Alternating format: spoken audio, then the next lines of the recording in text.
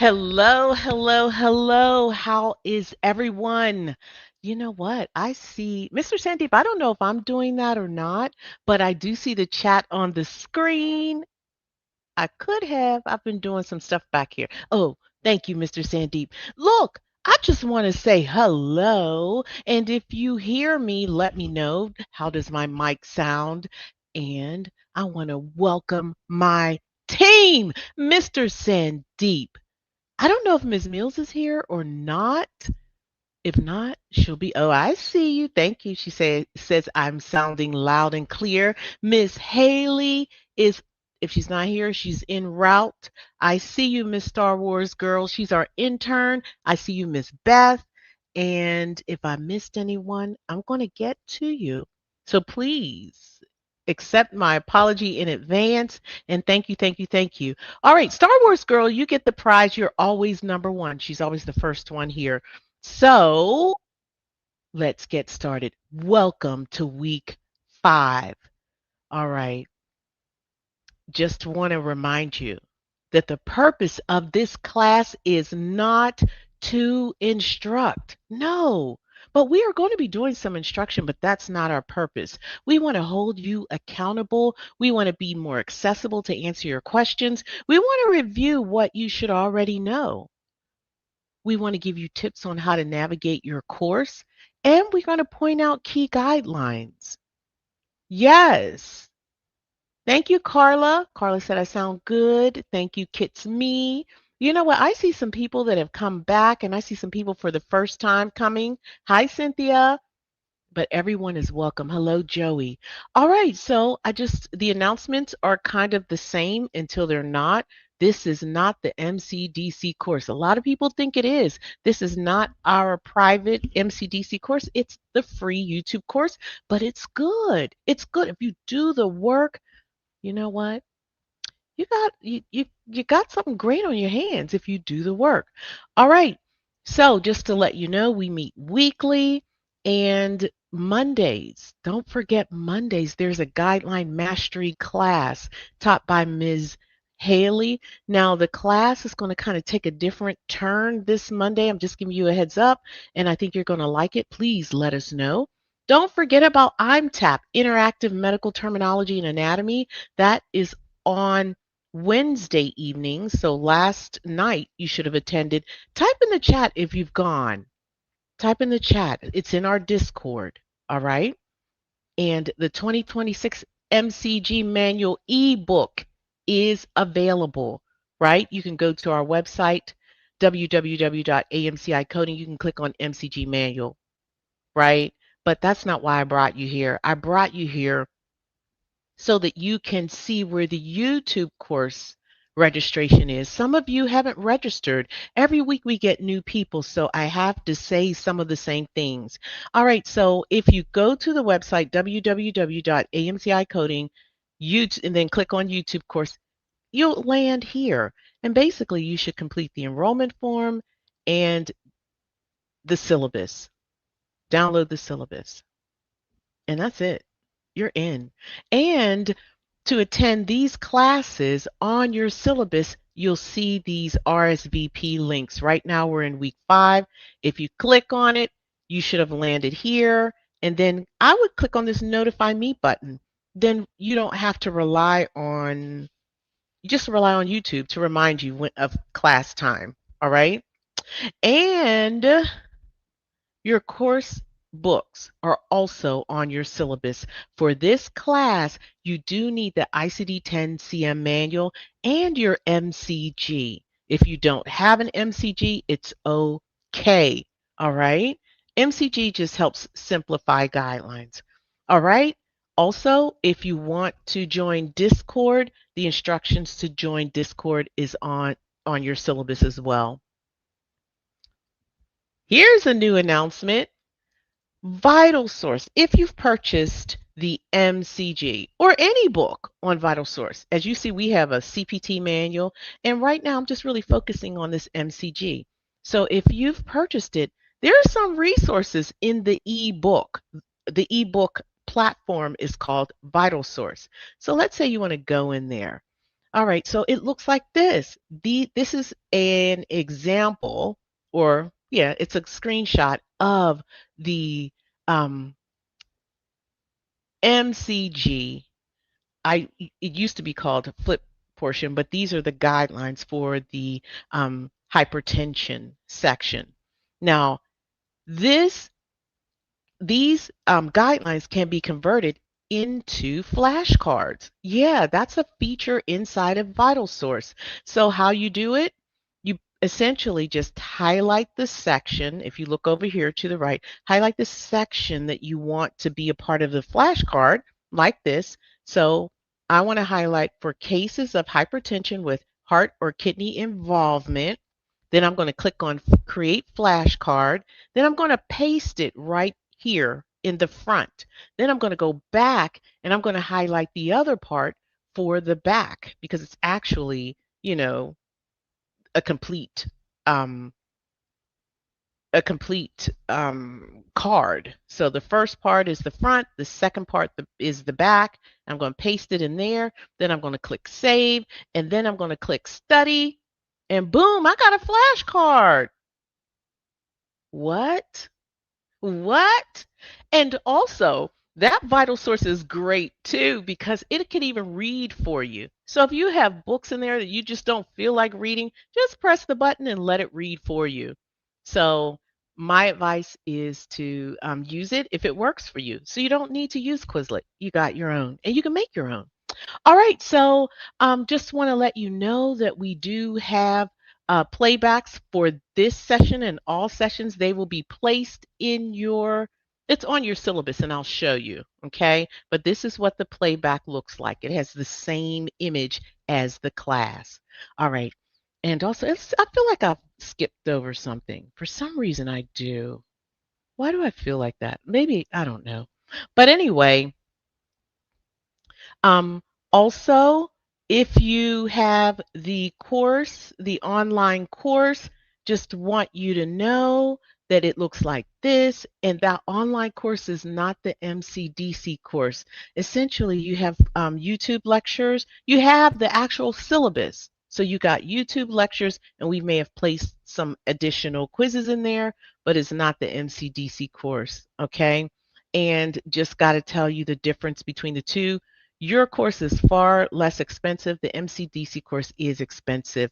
And I would say the biggest difference between the two, the MCDC course preps you for the CPC, CCSP, and CCS, and it's paid. But there are 85% private lectures in our MCDC course. And while the YouTube course has a very strong presentation of the I would say medical coding in general and exam prep, whereas MCDC just takes you deeper. It's a deeper dive, and it's more we walk you a little more step by step. Okay. So your live webinars, you've got them. They are limited, but if the MCDC, they have up to 5 they can attend per week. And some of our MCDC students are even in this class. Hey, I see you in here. They love it. They just love the camaraderie, I am sure. And another big thing is that the MCDC course is worth that 80 credit hours that AAPC talks about. And you can also have internships that will completely remove your A. So you don't have to do that practico. They can just take our internship and they're good to go. And they do it in tandem with taking their course. All right. So if you want these private lectures, if you don't have $3,500, then you don't. I don't spend it. Don't spend it anywhere. Don't come to this free class and then go pay $3,000 somewhere else because this is better. It is. I'm not even going to tell you. I have nothing to gain by telling you to just come to our free course and don't spend any other money. Nothing. Now, if somebody's telling you that you can come here and then pay them, pay attention. Be wise. Be wise. I'm telling you, you can get it done. If you put in the work, you can get it done for free. So do it. Don't buy anything. All right. So if you want to get our private lectures, we do have the AMC a la carte courses where you can just buy them part one, part two, part three. Part one is Introduction to Medical Coding. Part two is Advanced ICD 10 CM. Part three is Advanced CPT. Our private lectures are in here. But why would we do that? Because these lectures sometimes people, you're going to take a longer time doing it this way. Maybe not, right? And also, we want to give you access to it. And if you're trying to save money, this is a good way to do it. At least you can see what it is and then move forward. So you got one, two, three, and parts four. Four are your exam prep. So you take it and you do it for as long as you want, but you don't have all the other benefits. You just have the lectures. And you got some quizzes in there too. A lot of quizzes. All right. From your syllabus, this is what you should have already completed before coming to class. There's a presumption that you already know. And essentially, all of these, 1 through 8. And I just want to point out that your playbacks from the class, the previous sessions, not this. This is just a guided session. So I'm not really talking about this class. However, this playback is also here. But when we say watch playback from Monday's class, that is the full class that we had last year. Okay? All right. So definitely follow these in order. If you do this work, you can do this. It is doable. And not only are you going to pass your medical coding exams, you're going to be a solid medical coder. You're going to be superior to a lot of people who just exam prepped. You will. Okay. Okay. All right. So, week 5 review. This is what you should already know. So, if you've done the work, you should already know this. You should know that there are specific coding guidelines on circulatory system. You also should know that you have to apply your general coding guidelines.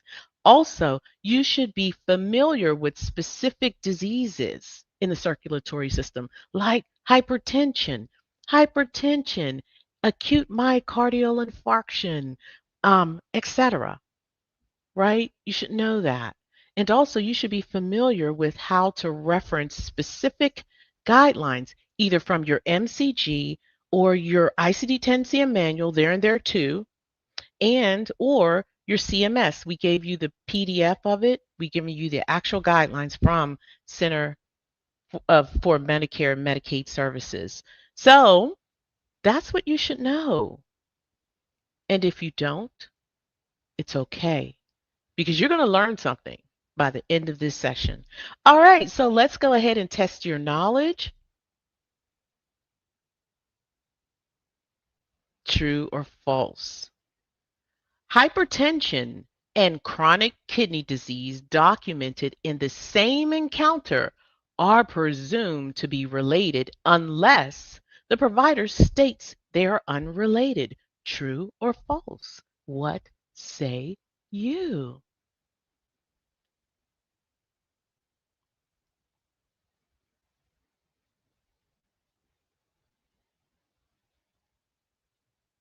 All right, while you all are doing that, I'm going to answer some questions. So if you can just kind of ignore me if it doesn't apply to you. Someone wants to know where they can get their syllabus. You can get it from the website, www.amcicoding / YouTube course, or just AMCI coding, and then click YouTube course at the top.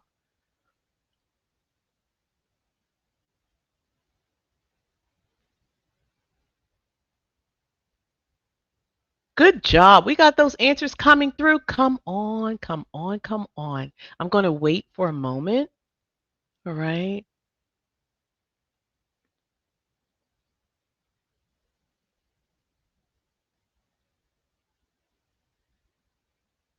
And someone asked, do you need the MCG manual? No, you do not. No, great question. In fact, if you have the 2025, do not buy the 2026 unless you have it like that, right?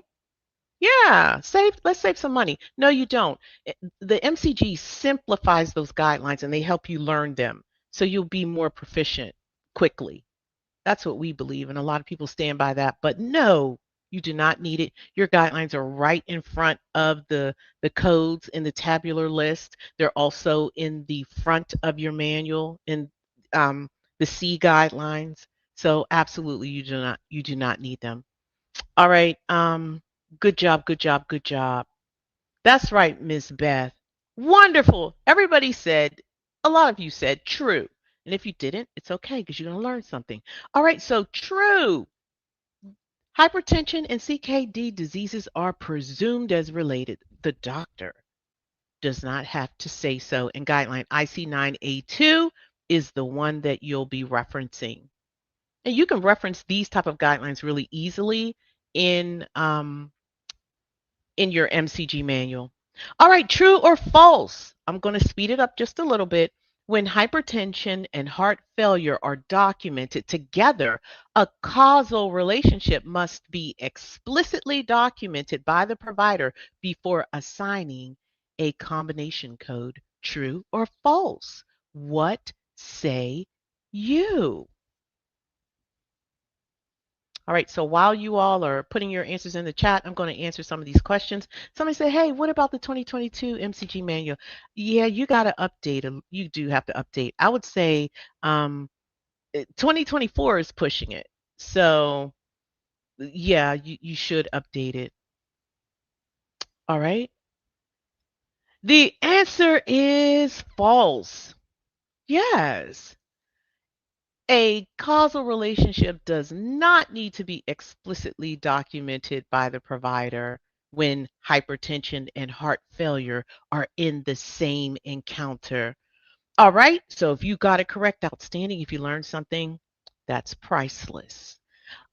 If a patient has hypertension, heart disease, and chronic kidney disease, a combination code from I-13 should be used even when the provider does not explicitly state the conditions are related. True or false? What say you? That's right, Star Wars girl. That's right. This participation is really good. Come on, let's go. What say you? And there's no trick question. It's just asking it straight out.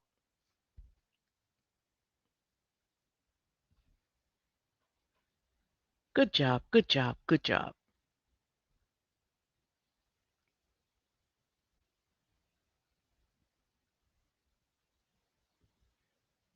All right. So a lot of you said, all of you have said true. Absolutely. So we asked the question three times, maybe three times for three different procedures, but the answer is indeed true. All right. Elevated blood pressure without a diagnosis of hypertension should be coded as essential hypertension I-10. I just want to know what you know. If you don't know it, it's okay. It's okay.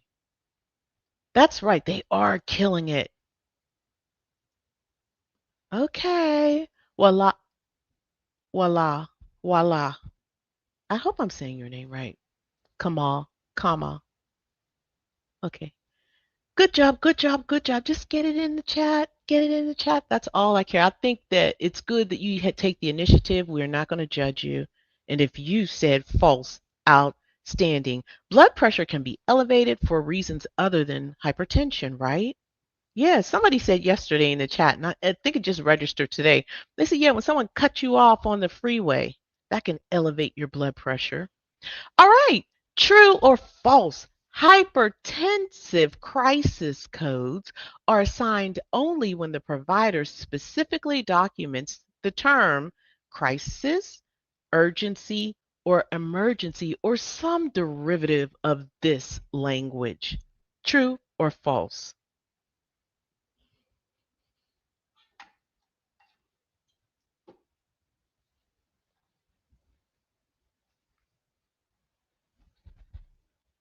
Oh, wow, I said your name right. Voila, Kamal. All right. And those answers are coming through. Hi, Euphemia. Hi, Melissa. Kathy. Okay.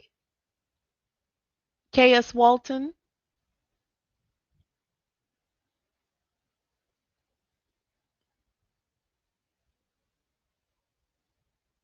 Hmm. That's an interesting question.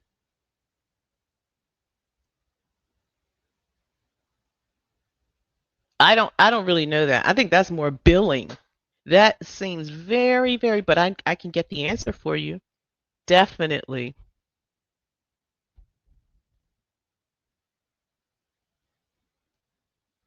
All right. Here is the answer.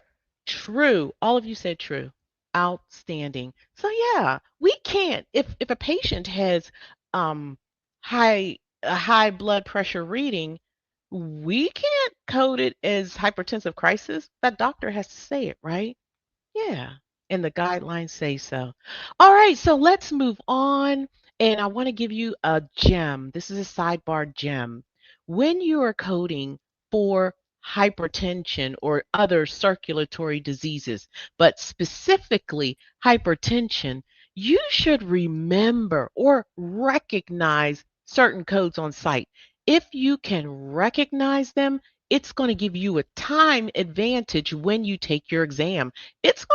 The advantage is going to be phenomenal.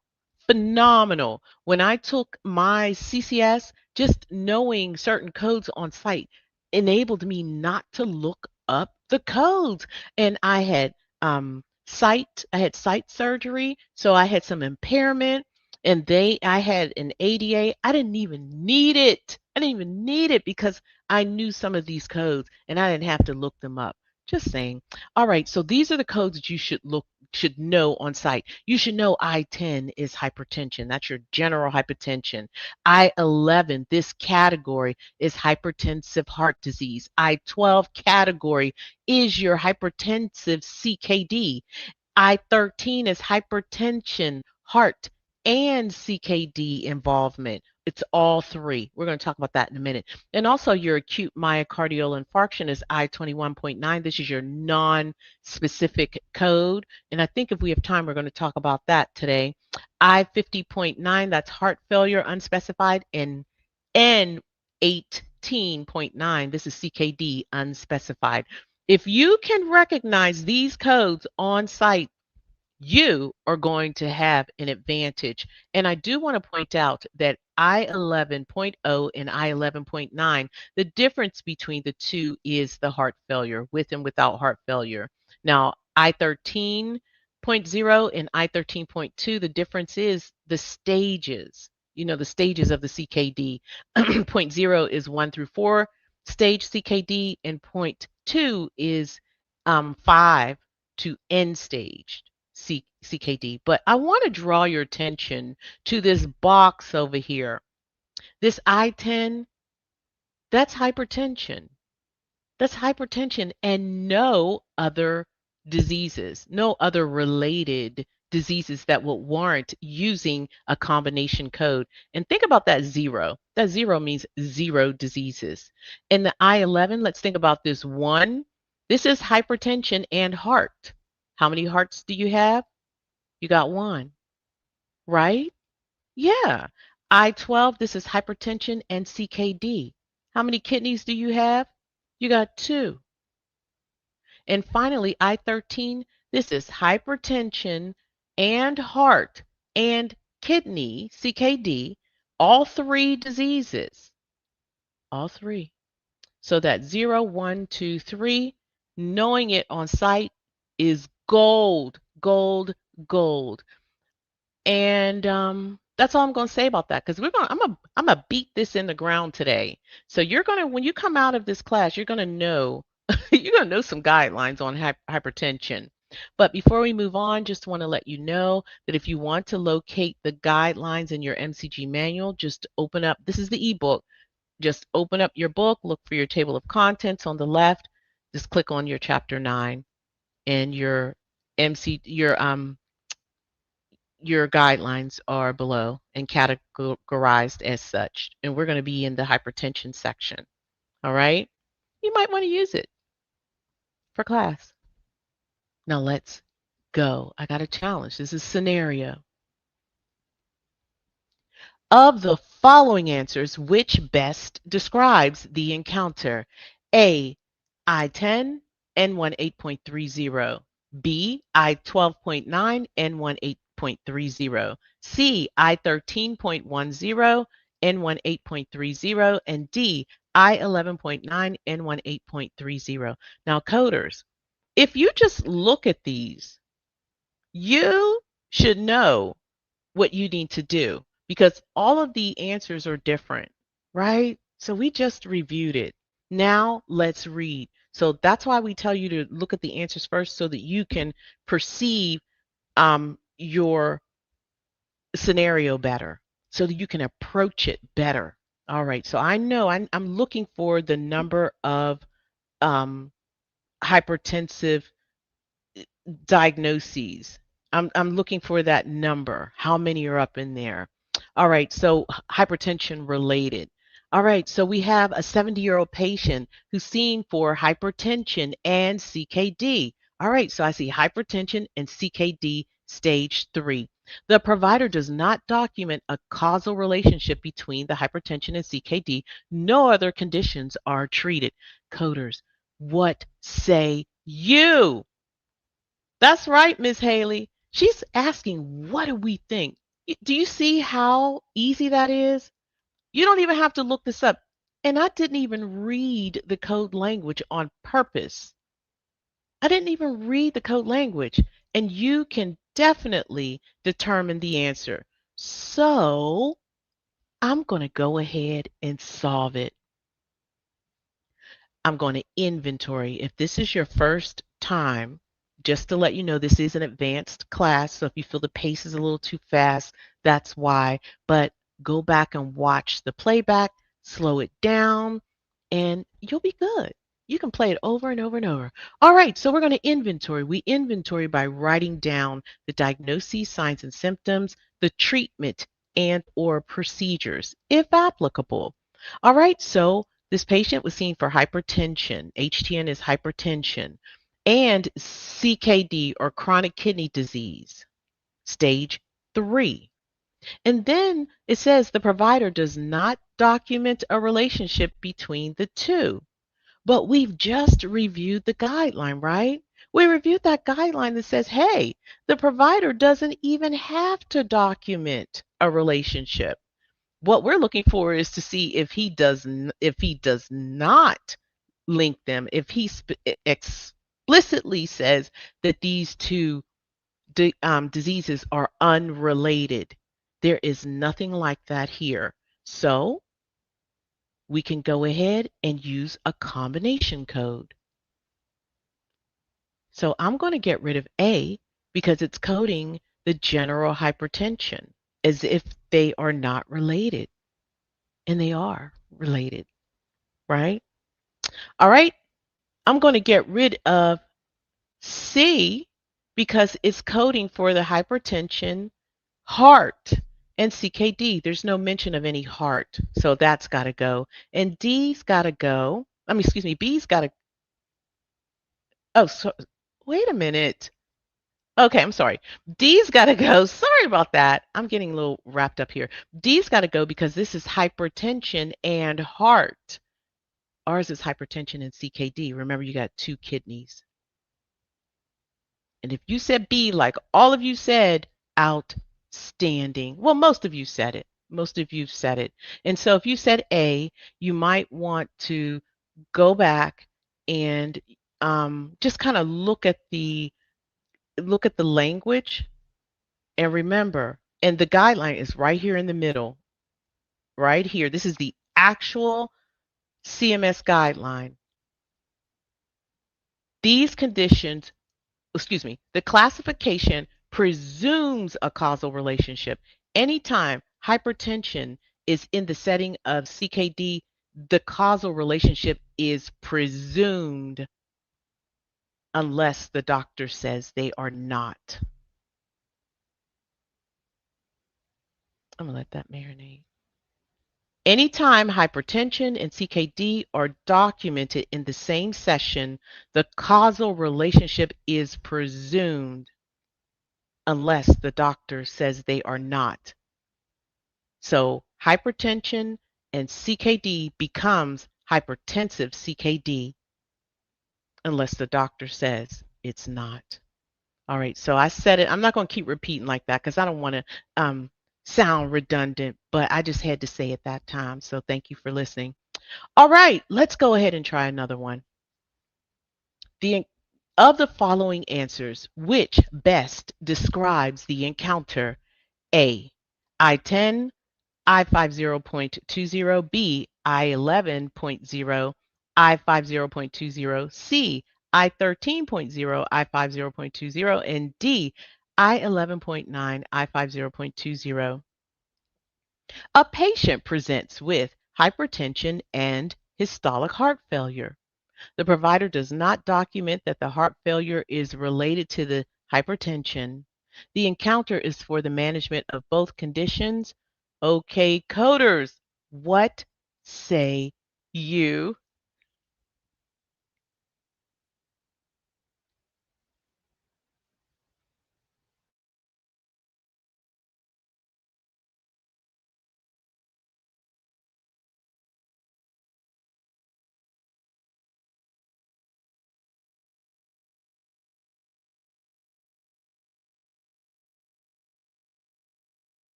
You know what? I see people self regulating and self correcting, and that is amazing. I love it. I love it. And lucky you have me up here laughing. All right, that's right, Ms. Mills. That chat is on fire. On fire. Let's go. Let's go ahead and solve. All right, so my inventory is hypertension, systolic heart failure, and that's it. Now I'm going to go see. All right, so if I have hypertension and heart disease, and coders, just want to let you know, not all heart conditions qualify. So they have to fall within that range of codes. So make sure you eyeball that guideline, okay? Eyeball it better. All right, so if I have hypertension and heart, our code is going to have to come from the I-11 category, right? Because you got one heart. Now, since it's going to come from the I-11 category, then we're going to get rid of I-10. We're also going to get rid of I-13, and that leaves us with B and D. And what's the difference between the two? Well, B is coding for hypertensive heart disease with heart failure, and D is coding without heart failure. And we know that we are coding for systolic heart failure. So let's go ahead and get rid of the without heart failure code, and B will be the answer. So if you said B, a lot of you are doing an amazing job. And I love the fact of the people that are not getting it correct. They are learning. It is priceless, priceless. And sometimes we get things incorrect because we move a little fast. And I know I'm moving fast. So I'm definitely going to take that. I'm going to take that. But I just want to tell you, keep going, everybody. You can. You can do this. That's right. They are amazing. Mr. Sandeep is cheering you all on. All right, so I do have a gem, and the gem is the relationship between not only heart disease, but disease or heart failure, and CKD is presumed. So anytime it's hypertension, heart, CKD, those three conditions, the the relationship is presumed always, and the doctor does not have to link them. We're just looking for that language where he's saying they're not related. Okay? So when they are related, you use a combination code. All right, let's try again. Of the following answers, which best describes the encounter? A. I11.0, I50.9, N18.4.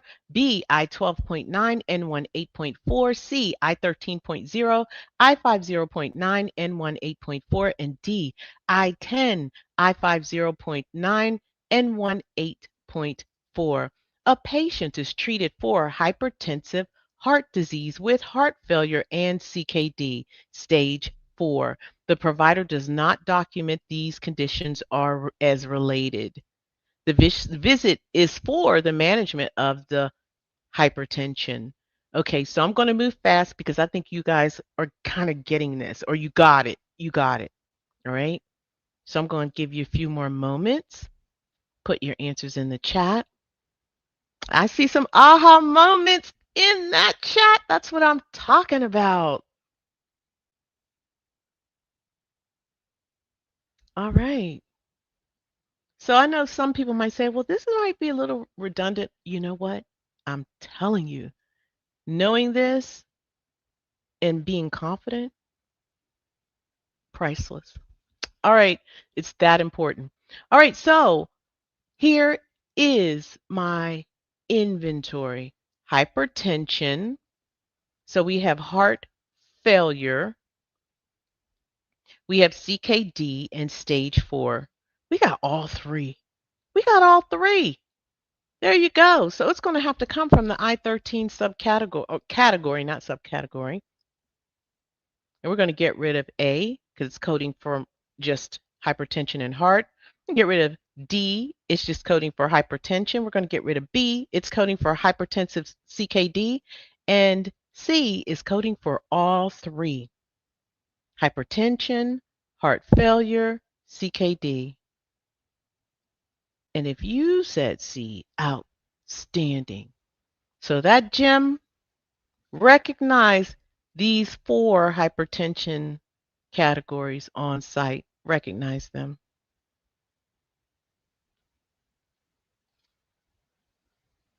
Indeed. They knocked this out the park. Outstanding. Okay, let's move on to number 4. Of the following answers, which best describes the encounter? A. I10, B. R03.0, C. I15.9, and D. Z13.6. A patient is seen for elevated blood pressure noted during a routine exam. The provider documents elevated blood pressure, no diagnosis or hypertension at this time. I love it. I love it. All right, I'll give you a few more moments to put your response in the chat.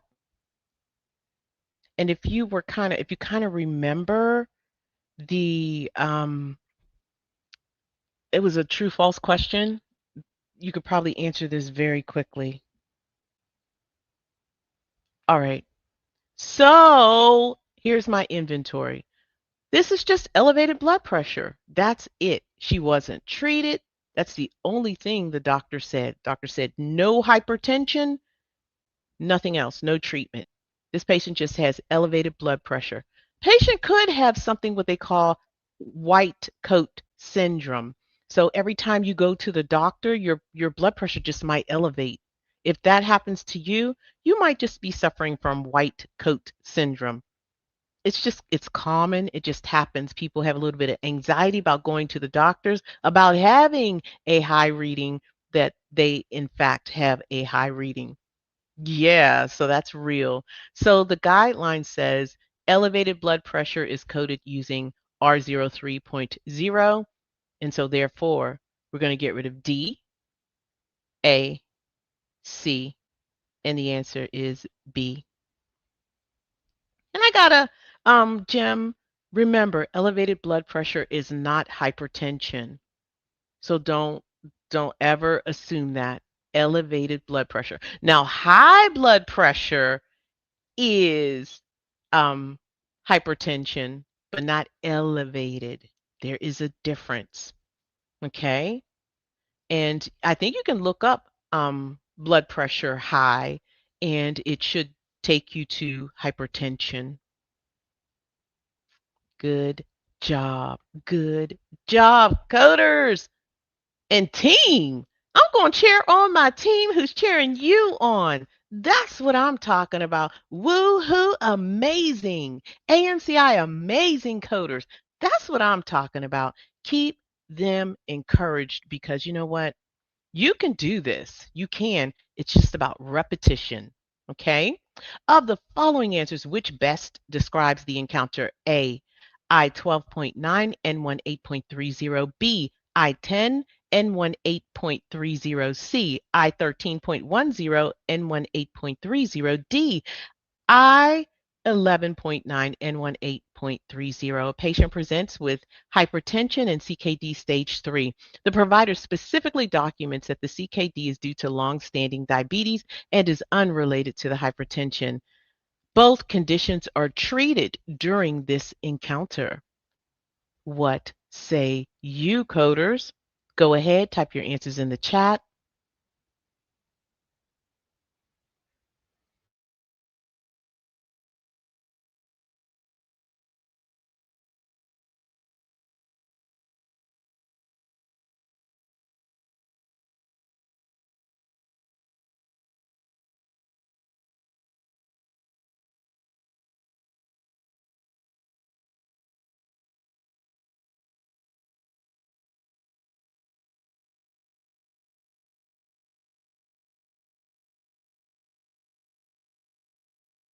Okay, look at this chat.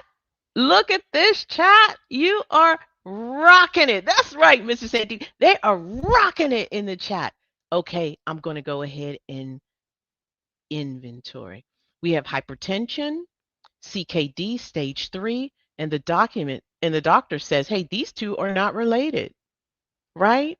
So I'm going to go back to that same guideline, IC9A. I believe this is the first guideline in the hypertension section of circulatory system. And it says this latter part here, when the hypertension is present without relational terms like with or due to an index, the provider must link them. When the provider does not link them, code each separately, right? So he's saying, hey, they're not related. In fact, if you go over here, it says this, I think this language is even more stern. It says these conditions should be coded as related, even if the provider does not explicitly link them, unless the documentation clearly states that the conditions are unrelated. So the doctor got to clearly state these are unrelated. He said it, unrelated. Okay. All right. So when it's not related, excuse me, when it is unrelated, you do not use a combination code, right?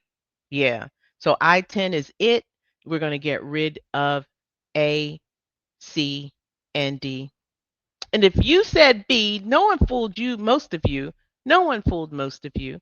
But hopefully those of you that kind of struggled with it a little bit, just let's get through the mud. And the mud is the doctor has to say they're unrelated. If he doesn't say it, it's related. Okay? Hopefully you all got it. Now let's go ahead and do something different. And also, if you have questions, go ahead and put them in the chat. We're going to do a different subject. I know we beat that hypertension in the ground. Now let's turn our attention to another topic within the circulatory system that's really going to um, you're going to see it, right? So let's do it. All right, so based on the ICD-10-CM guidelines, how should we code this encounter? A, I21.9, B, I21.3, C, I21.A1, D, I21.89. A 72-year-old female patient is admitted to the hospital with symptoms of chest pain and shortness of breath. The provider documents acute myocardial infarction, or AMI, but does not specify the type, site, or additional details regarding the infarction. So I got a question for you, and this is for some of my advanced students. When we say site of the infarction, what do we mean? Go ahead and, or what do you think we mean when we say site of the infarction? And great job answering putting your answers in the chat. I love it. I love it. I love it.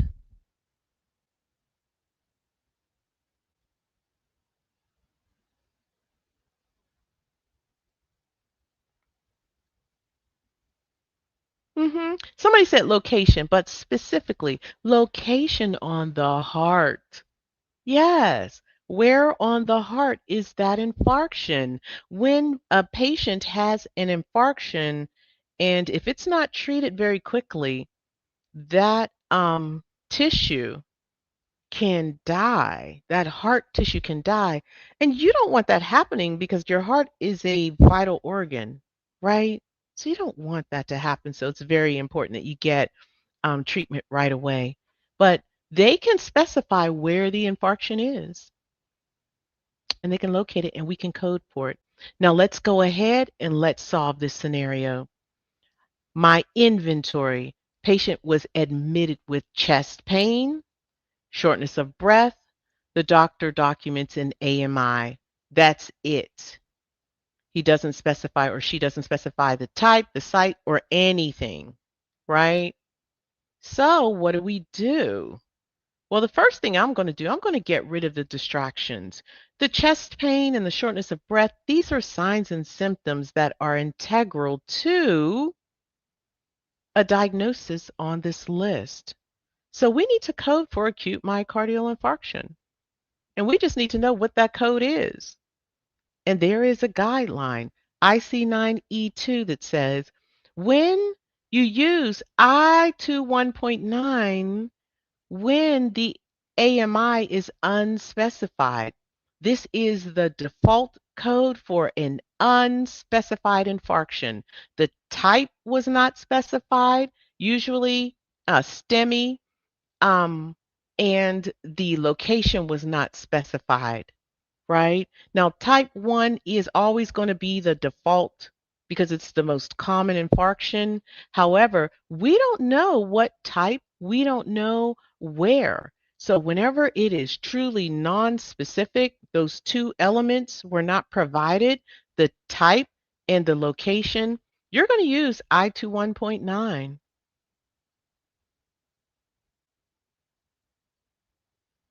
Now, just for due diligence, right? So this guideline is saying that the answer is A, but let's go ahead and do our due diligence and look this up. So if we look up, let's look up C, I21.A1. This is the other type of infarction classification. So I21.A1 is a type 2 myocardial infarction. Well, we certainly don't know the type, right? Yeah. So this is wrong. It can't be type. But also, I want to point out that these, if you have the Optum manual, these definitions are amazing. They give you more information about this disease. So what is a type 2 infarction? Well, it's referred to as demand ischemia. So this is an myocardial infarction due to ischemia and necrosis resulting from an oxygen imbalance to the heart. This mismatch between oxygen decreased supply and increased demand is caused by conditions other than coronary artery disease, such as vasospasm, embolism, anemia, hypotension, or arrhythmias. So I love this. So if you have the Optum, you know what? You should be reading these purple for more context. And if you don't, if you have another book and it has definitions or something, let me know so I can shout that book out too. All right, so we're going to get rid of I21.A1 because this is not a type 2. The doctor did not specify the type. Got to go. Now let's look at I21.A9. This is for other myocardial infarction type, right? So it's not type 1 or 2. It's either type 3, 4A, 4B, 4C, and 5. No, none of that was documented. So we're going to get rid of D. And that leaves us with A and B. And what is the difference between the two? Both are non-specific. However, I to 1.9 is most non-specific. The type nothing was specified. Whereas I21.3, you should use it when the type is specified as a STEMI, but the location was not specified. Okay? So the location of the infarction was not specified. So we have a true non-specific, and that is the code that we need to code for. So we're going to get rid of B, and A is the answer. And yes, we do have a gem. A true non-specific AMI is I21.9 when type 1 AMI, but the site of the infarction is unknown, I21.3. So yeah, if they give you that type and they say it's type 1, well, you don't know where it is, you have to use this one. Okay? All right, so somebody said the AAPC version has definitions. Outstanding. Any other version with definitions? So if you all said A, way to go, way to go, way to go. If you learned something, if you had an aha moment, just go ahead and shout in the chat and say, aha. Okay. Good job, good job, good job. Somebody said they used the gem. Point 0.9 is unspecified. Whoa. Outstanding. All right, so we got one more, and then we're going to, kind of, we're going to just, it's going to be over. All right, so based on the ICD-10-CM guidelines, how should this encounter be coded? A, I21.01, B, I21.21, C, I21.4, D, I21.3. A 58-year-old male presents with chest pain and shortness of breath. Lab tests and ECG confirm a subendocardial myocardial infarction involving the anteroseptal wall. That's the location. Anteroseptal wall. I just thought I was saying it. Somebody says they have the AHEMA and the AHEMA has the definitions. Shout out to AHEMA. Way to go, way to go, way to go. Definitely read them. Read those definitions, and it will definitely give you some more context. And also, we have a video. And in the video that you should have watched before this class, I kind of outline the different types. So if you've seen it, let me know, and let me know if it was helpful or not. Somebody said also the vessels. So it could be in a vessel. Absolutely. Absolutely. Okay.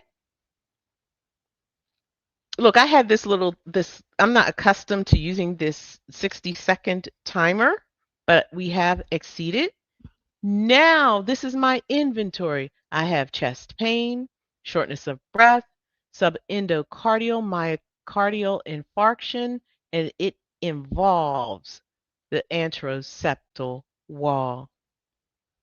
Now, there is a guideline. Now, I'm going to let you know. Somebody said posterior or anterior. Absolutely. You see antero? That's telling me that's anterior somewhere. Now, I got a question for you. Did you use a guideline that will tell you which code to use? I don't see a lot of answers in the chat, not as many as the other, but I'm going to give you a hint. There is a guideline that directs you on how to code this.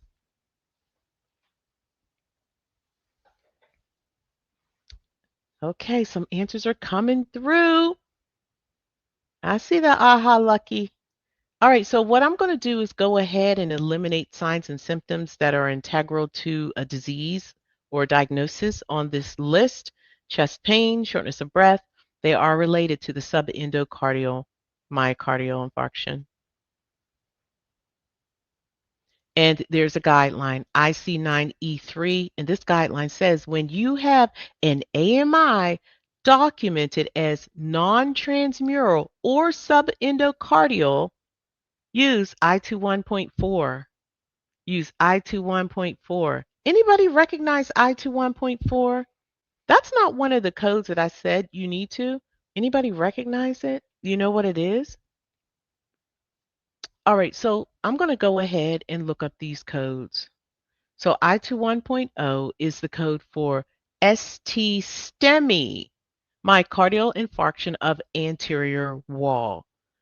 And specifically, this is ST elevation myocardial infarction involving the left main coronary artery. There's no mention that this involves the left main coronary artery, none at all. I put my inventory up at the top. So we're going to eliminate A.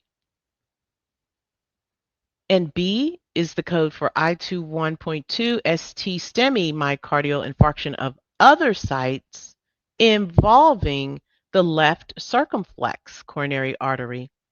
There's no mention of left circumflex, so we're going to get rid of B. And D, we've just reviewed that. We've learned that this is an unspecified site code.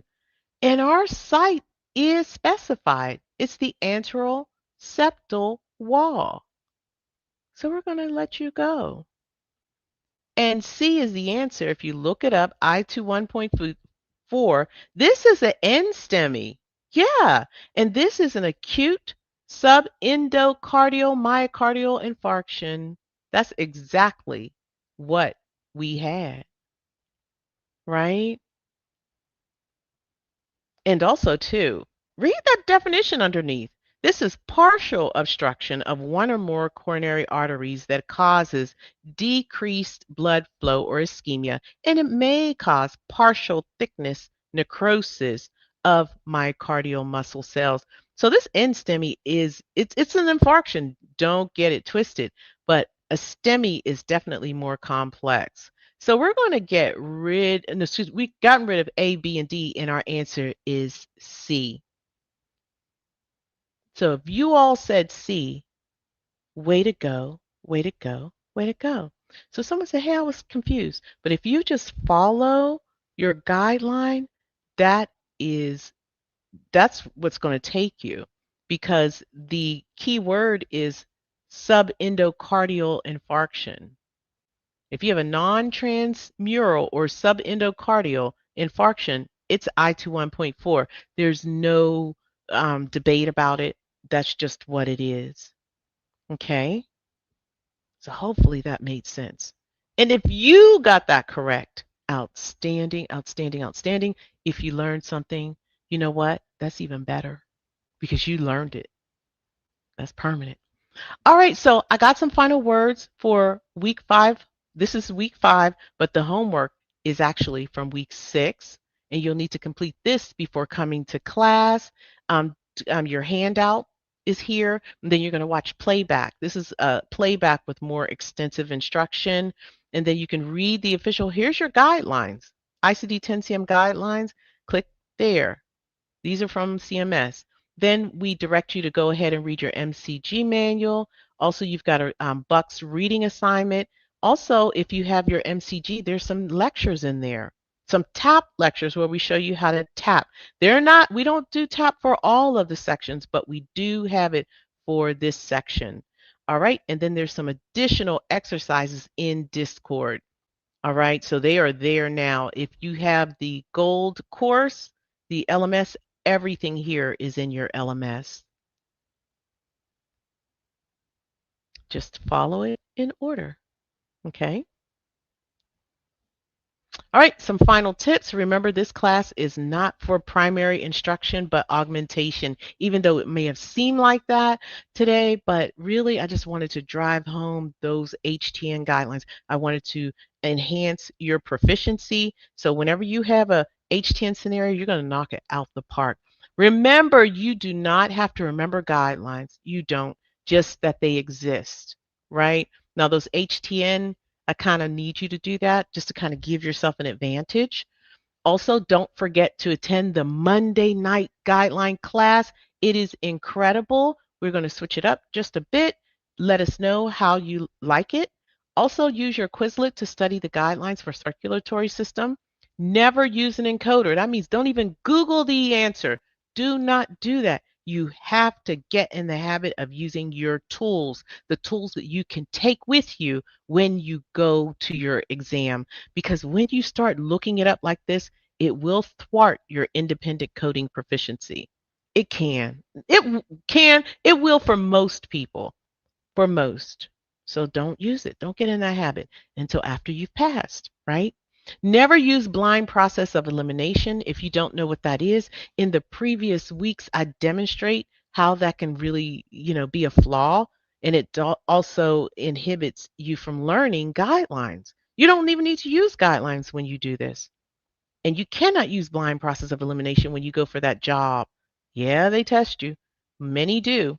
All right, 2026 guidelines will always take precedence over anything earlier. I know on YouTube you do have some older lectures. So if you see an older lecture and there's a conflict, always go with the 2026. Okay.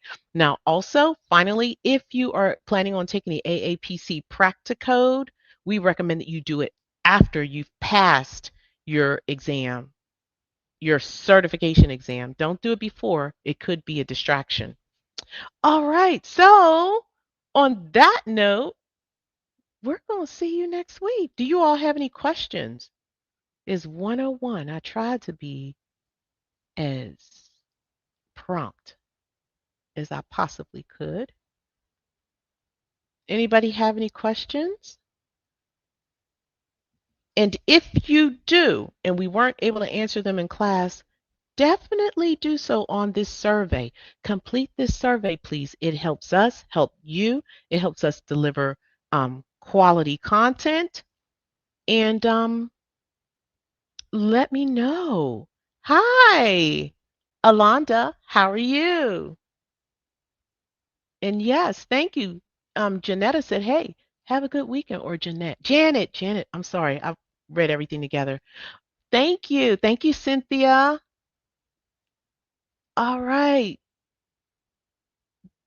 Dariana, beautiful. All right, so she wants to know how to access her LMS. She has the gold course. Contact us at AMCI, like amcicoding.com. Click on contact and we'll get you right in. Okay? Somebody said this was helpful. That's what I'm talking about, Alonda. All right, Jackie. Good seeing you, Jackie. You did a great job in class. Okay, Kathy. I'm going to call you Cangela's. Is that your name? Or is it Angela? I want to know. All right, everyone. Thank you, Mr. Santee. Thank you, Miss Mills. Thank you, Miss Haley. Thank you, interns, Miss Leslie, Miss Beth. And if I missed anybody, please forgive me. Have an amazing, amazing week.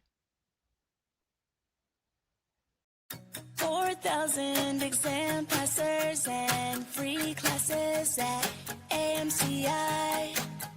Learn to go straight from home or on the road at AMCI.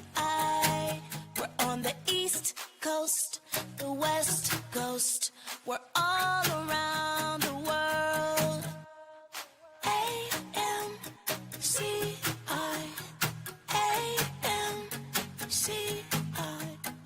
AMCI. AMCI.